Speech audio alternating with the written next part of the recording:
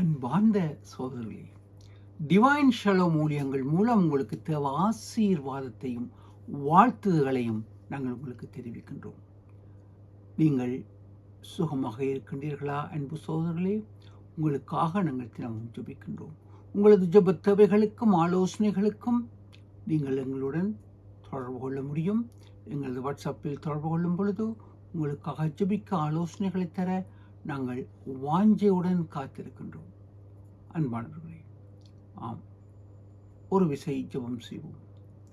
கர்த்தாவே, இந்த வேலைக்காக உம்முடைய கரத்திலே வருகின்றோம். இந்த வேளையில் உம்முடைய வார்த்தைகளை கேட்கும் உம்முடைய பிள்ளைகள் ஒவ்வொருவரையும் பேர் பேராக நீர் ஆசீர்வதியும் கர்த்தாவே. இந்த வேளையிலும் சரீர வியாதி, மனக்லேசங்கள், அன்பானவர்களை இழந்து இருக்கும் குடும்பங்கள் யாவற்றூடாகவும் கடந்து செல்லும் பிள்ளைகளை உடைய கரத்திலே வைக்கின்றோம். நீர்தாம் அவர்களை ஆற்றி தேர்க்க வேண்டும் என்று கேட்கின்றோம். வேலையில்லாத சூழ்நிலைகளிலும் பொருளாதார சூழ்நிலைகளிலும் குடும்ப சூழ்நிலைகளிலும் சிக்கி தவிக்கும் பிள்ளைகளுக்கு ஐயா ஒரு ஆறுதலை கட்டளையிடும். இந்த வேளையிலும் உம்முடைய வழிநடத்துக்குள் வருகின்றோம். விசேஷித்த நாட்களை கொண்டாடும் உம்முடைய பிள்ளைகளை கர்த்தாவே நீர் ஆசீர்வதியும் பொறுப்படுத்திக் கொள்ளும். நீங்கள் பேசுங்கள் ஐயா. பேசும் அடியனுடைய ஒவ்வொரு வாயின் வார்த்தைகளும் உம்முடைய பரிசுத்தாவின் அக்கினியின் வார்த்தைகளாக வெளிவர அவைகள் உம்முடைய பிள்ளைகளுடைய இருதயத்துக்குள் சென்று அவர்கள் பசுமரத்தானியாய் செயலாற்ற கிருபை தாருங்கள். இயேசு கிறிஸ்துவின் ஜீவ அக்கினியின் நாமத்தில் ஜெபிக்கிறோம் பரம தந்தையே, ஆமேன். அன்பானவர்களை, வேத பாடமாக யூதாவுக்கு எழுதிய பொதுவான நிருபம் 5ஆம் வசனம், அதன் பின்பு 23 25 வசனங்களை வாசிக்க கேட்போம். நீங்கள் முன்னே அறிந்திருந்தாலும் நான் உங்களுக்கு நினைப்பூட்ட விரும்புகிறது என்னவெனில், கர்த்தர் தமது ஜனத்தை எகிப்து தேசத்தில் இருந்து வரப்பண்ணி ரட்சித்து பின்பு விசுவாசியாதவர்களை அழித்தார். மாம்சத்தால் கரைப்பட்டிருக்கிற வஸ்திரத்தையும் வெறுத்து தள்ளுங்கள். வலுவாதபடி உங்களை காக்கவும் தமது மகிமையுள்ள சன்னிதானத்திலே மிகுந்த மகிழ்ச்சியோடு உங்களை மாசற்றவர்களாய் நிறுத்தவும் வல்லமையுள்ளவரும் தாம் ஒருவரே ஞானம் உள்ளவருமாகிய நம்முடைய இரட்சகரான தேவனுக்கு கனமும் மகத்துவமும் வல்லமையும் அதிகாரமும் இப்பொழுதும் எப்பொழுதும் உண்டாவதாக. ஆமேன்.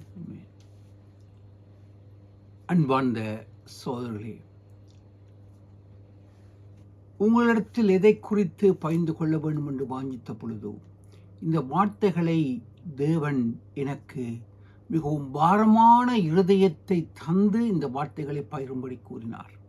ஆம், இவைகள் தேவன் உங்களுக்கு கூறும் அவருடைய வார்த்தைகள். ஆம், அவர் மிகவும் பாரமான இருதயத்தை எனக்கு தந்தார். எனவே ஏனெனில் அந்த பாரம் அவருக்கு இருக்கின்றது. இந்த வார்த்தைகள் நீங்கள் செவி மடுக்க வேண்டும், அவர்களின்படி செயலாற்ற வேண்டும் என்பது அவருடைய உள்ளத்தின் வாஞ்சியாக இருக்கின்றது. அன்பானவர்களே, இங்கு நாங்கள் பார்க்கும் பொழுது அப்போஸ்தலனாகிய யூதா தனது உலக ரீதியான வார்த்தையினால் அவர் கூறுகின்றார். அவர் ஆண்டவராகிய இயேசு கிறிஸ்துவுக்கு இரத்த உறவான ஒரு சகோதரன். ஆம், அவர் இதை கூறுகின்றார். எம்பெருமான் ஆண்டவர் கூட மத்தேயு 13ஆம் அதிகாரம் 55ஆம் வசனத்தில் கூறுகின்றார், உலகத்தில் உங்களுக்கு அநேக உபத்திரவங்கள் உண்டு, ஆயினும் துடன் கொள்ளுங்கள். கூடுமானால் பிசாசானவன் தெரிந்து கொள்ளப்பட்டவர்களையும் வஞ்சிக்க கூடும் என்று அங்கு தெளிவாக ஆண்டவர் கூறுகின்றார். அதே வார்த்தைகளை இங்கு அப்போஸ்தலனாகிய யூதா கூறுவதை பார்க்கின்றோம். இங்கு பழைய ஏற்பாட்டையும் புதிய ஏற்பாடு முழுவதையும் சுருக்கி 7 கடலை எடுத்து அணுவுக்குள் புகுத்தியதைப் போல இந்த அருமையான யூதா நிருபம் ஒரு அதிகாரம் இருந்தாலும் அவைகள் சுருக்கமாய் இருந்தாலும் அவைகள் ஒரு கருப்பொருளாக அவைகள் செயல்படுவதை பார்க்கின்றோம். முக்கியமாக அங்கு 24ஆம் வசனத்தை நாங்கள் பார்க்கின்றோம். அங்கு அழகாக அங்கு யூதா கூறுகின்றார்,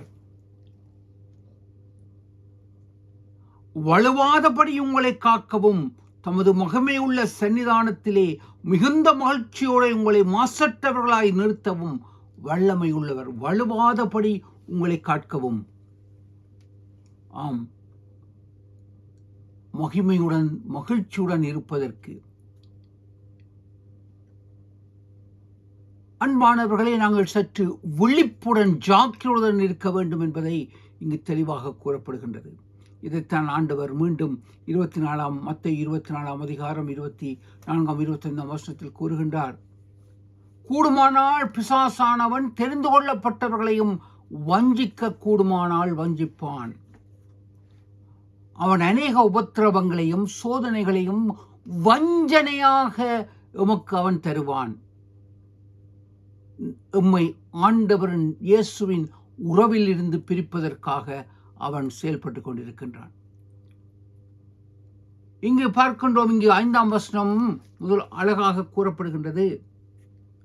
நீங்கள் முன்னமே அறிந்திருந்தும் நாங்கள் உங்களுக்கு நினைப்பூட்ட விரும்புகிறது என்னெனில், கர்த்தர் தமது ஜனத்தை எகிப்து தேசத்திலிருந்து வர பண்ணி ரட்சித்து பின்பு விசுவாசியாதவர்களை அழித்தார். ஆண்டவர் மக்களை ரட்சித்து அழைக்கின்றார். தெரிந்து கொள்ளப்பட்டவர்கள் அநேகர், ஆம், அழைக்கப்பட்டவர்கள் அநேகர், ஆனால் தெரிந்து கொள்ளப்பட்டவர்கள் சிலர். ஆண்டவர் அவர்களை அழைத்தார், ரட்சித்து அழைத்தார். ஆயினும் அத்தனை சந்ததியும் அங்கோ விசுவாசியாதபடியினால் அழிந்து போனார்கள். ஆயினும் ஜோஷுவாவும் காலேபையும் தவிர அவர்கள் விசுவாசத்தின் உறுதியுடன் ஆண்டவருக்காய் நின்றார்கள். விசுவாச கண்களுடன் ஆண்டவரை பார்த்தார்கள். ஆண்டவரின் சிந்தையுடன் அவர்கள் அனைத்தையும் செய்தார்கள். அவர்கள் மட்டும் அங்கு கானானுக்குள் செல்வதை பார்க்கின்றோம்.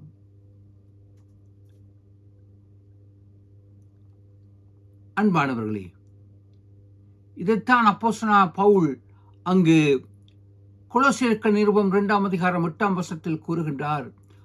லௌகீக உலக ஞானத்தினாலும் மாயமான தந்திரத்தினாலும் ஒருவனும் உங்களை கொள்ளை கொண்டு போகாதபடிக்கு எச்சரிக்கையாயிருங்கள். அது மனுஷர்களின் பாரம்பரிய நியாயத்தையும் உலக வழிபாடுகளையும் பற்றினதே அல்லாமல் கிறிஸ்துவை பற்றினதல்ல. இந்த உலகத்தில் அநேக லௌகீக ஞானங்கள் இருக்கின்றன. ஆம், உலக ஞானம் இருக்கின்றது. அவையெல்லாம் மாயமான தந்திரங்கள். ஆம் அன்பானவர்களே, நான் இறையியல் கல்லூரிக்கு சென்ற பொழுது நான் ஆண்டவரிடத்தில் கேட்ட ஒரு ஒப்பந்தம், ஆண்டவரே, நான் சிறுபிள்ளையின் விசுவாசத்துடன் செல்கின்றேன், அதே சிறுபிள்ளையின் அந்த விசுவாசத்துடன் நான் வெளியே வர வேண்டும். அங்கு கூறப்படும் இறையியல் கருத்துக்கள் நல்லது, ஆனால் தவறான போதனைகளுக்குள் நான் என்னை சிக்கிக் கொள்ளாதபடிக்கு உம்முடைய பரிசுத்த ஆவியானவர் என்னை காத்துக்கொள்ள வேண்டும் என்று ஒரு ஒப்பந்தத்துடன் நான் சென்றேன். அதன்படி இன்று வரை ஆண்டுடைய அந்த விசுவாசம் நம்மை காத்துக்கொள்கின்றது. இன்று உலகத்தில் நாங்கள் 100,000 இறையியலில் PhD எடுத்தாலும் நாங்கள் ஆண்டவரை அறிய முடியாது. அவருடைய பரிசுத்த ஆவியானவரின் அபிஷேகம்தான் அவரை குறித்த அந்த அறிவை, தெளிவை உமக்கு விளக்கி காண்பிக்கின்றது என்பதை உறுதியாக நான் கூறுகின்றேன். அன்பானவர்களே, இங்கு 23ஆம் வசனத்தில் தெளிவாக இங்கு கூறப்படுகின்றது, அல்லாமலும் நீங்கள் பகுத்தறிவு உள்ளவர்களாயிருந்து சிலருக்கு இரக்கம் பாராட்டி சிலரை அக்கினியிலிருந்து இழுத்துவிட்டு பயத்தோடே ரட்சித்து மாம்சத்தால் கரைபடிந்த வஸ்திரத்தை வெறுத்து தள்ளி, ஆம், சிலரை ரட்சித்திருக்கின்றார். அந்த ரட்சிப்பை நாங்கள் எவ்விதம் நாங்கள் பாதுகாத்துக் கொள்கின்றோம்? அன்று ஆதாம் தனக்கு கிடைத்த ரட்சிப்பை உதறி தள்ளிவிட்டான். ஆமென்மானவர்களே, ஏசா யாக்கோபின் சகோதரன் தனக்கு கிடைத்த ரட்சிப்பை ஒரு கூழுக்காக, ஒரு நேர உணவுக்காக இழந்து விட்டான். யூதாஸ் காரியோத்து அந்த ரட்சிப்பை 30 வெள்ளி காசுக்காக இழந்து விட்டான். இத்தனை காரணங்கள் கூறினாலும் இன்று உலக ஞானங்கள், உலக சிந்தனைகள், உலக போக்குகளில் நாங்கள் சிக்கி ஆண்டவரை விட்டு வழி விலகி போகின்றோமா? இது முக்கியமான பதம். 5ஆம் வசனம் இங்கு கூறப்படுகின்றது என்னவெனில், முன்னமே அறிந்திருந்தும் அந்த விசுவாசத்தினால் ரட்சித்தார், ஆயினும் அவர்களை ரட்சித்தார், ஆயினும் அவிசுவாசத்து நிமித்தம் அழித்து போட்டார். இன்று அன்பானவர்களே, நாங்கள் கிறிஸ்தவ குடும்பத்தில் பிறந்தவர்கள் என்று நாங்கள் எங்களை அழைக்கலாம். பரம்பரையாக கிறிஸ்தவர்கள் என்று அழைக்கலாம். என்னுடைய தாத்தா ஒரு ஊழியக்காரன், அல்லது என்னுடைய தந்தை ஊழியக்காரன், நான் கூட ஒரு ஊழியக்காரன் என்று அழைக்கலாம். ஆனால் நம்முடைய விசுவாசம் எவ்விதம் இருக்கின்றது? அந்த ரட்சிப்பை நாங்கள் தொடர்ந்து பாதுகாத்துக் கொண்டிருக்கின்றோமா? இரட்சன் யெசனியை உருவாக்கிய இடத்தில் ஒருவர் கேட்டார், நீங்கள் ரட்சிக்கப்பட்டீர்களா என்று. அவர் கூறினார், நான் ரட்சிக்கப்பட்டேன், ரட்சிக்கப்படுகின்றேன், ரட்சிக்கப்படுவேன். ரட்சிப்பு என்பது தொடர்ச்சியான ஒரு செயல். முன்பு நான் ஞானஸ்நானம் எடுத்தேன், இப்போது உலகத்துக்குள் மாய்ந்து கொண்டிருக்கின்றேன் என்றால், அந்தகோ இப்பொழுதே மனம் திரும்ப வேண்டும் என்று உங்களை கரம் கூப்பி கேட்கின்றேன். இது ஆண்டவர் உங்களை மீண்டும் வரும்படி அழைக்கின்றார். மனிதன் உலகம் முழுவதையும் ஆதாயப்படுத்தினாலும் தன் ஆத்மாவை நஷ்டப்படுத்தினால் அவனுக்கு லாபம் என்ன என்பார்கள். இங்கு பார்க்கின்றோம், மாம்சத்தினால் கரைபடிந்த அந்த ஆடையை விலக்கி போட்டு பரிசுத்தமுள்ள ஆடையை அணிந்து கொள்ளுங்கள் என்று அழகாக 24ஆம் வசனத்தில் கூறப்படுகின்றது. ஆம், இன்று எம் வாழ்க்கை இந்த உலகத்தின் மாம்சத்தின் சிந்தனையினால் கரைபடிந்திருக்கின்றதா? ரட்சிப்பின் ஆடையை நாங்கள் தரித்துக் கொள்ள அழைக்கப்படுகின்றோம். அன்று யோசுவா அழுக்கான ஆடை அணிந்த பொழுது அங்கு பிசாசானவன் சகரியா 3:3 அங்கு அவனை குற்றப்படுத்துகின்றான்.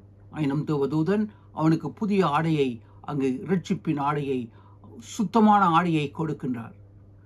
வெளிப்படுத்தல் 3ஆம் அதிகாரம் 4ஆம் வசனத்தில் அழகாக கூறப்படுகின்றது, பரலோகத்தில் வெண் ஆடை புதிது சுத்தம் தரிக்கின்றோம்.